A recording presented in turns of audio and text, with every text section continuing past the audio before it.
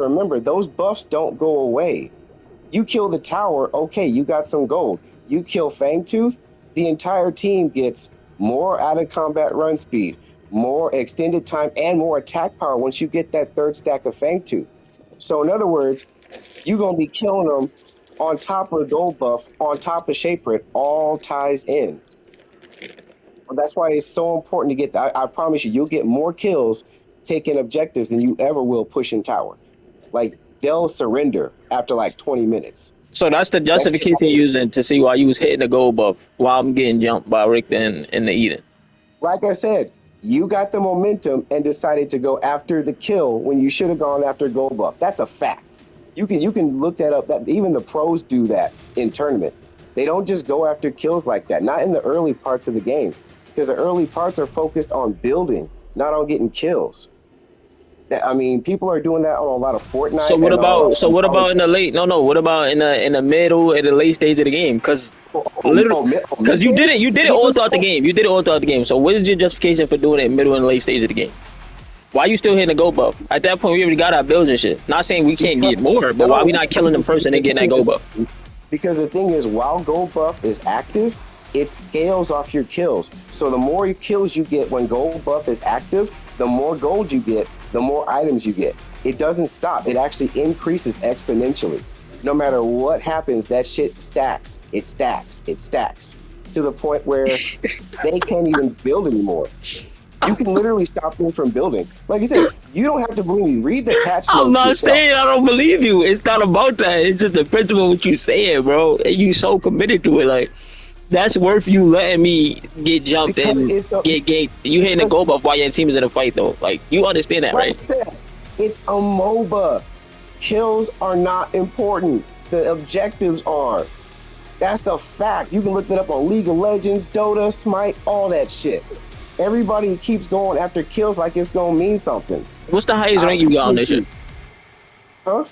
What's the highest rank you got on this? At one point it was gold one, but that's because you have people in here, and I don't know, and on it that don't mean shit. Rank just means that you just happen to be on the winning team, and most of the golds in here got carried by somebody else. Rank don't By mean me, shit. the person you're talking to. Hey, whoa, Rank, whoa, whoa. rank don't mean shit in this But you game. trying to I break down promise the you. game to me, and I hear what you saying, but like your justification, that's not a just cause to leave you carry the top. Letting your team fight a fight in your lane while you're hitting the gold buff. Okay, you're dependent as a carry on kills. I'm dependent on camps. That's the problem here. Remember, if I get a kill, I'm starving out my ADC.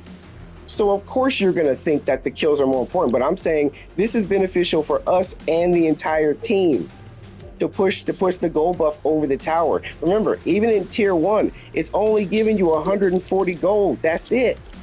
You're getting 80 to 90 gold every 3 minutes on gold buff. That's the point. And you get more gold the more kills you get. That's just basic math. That's it.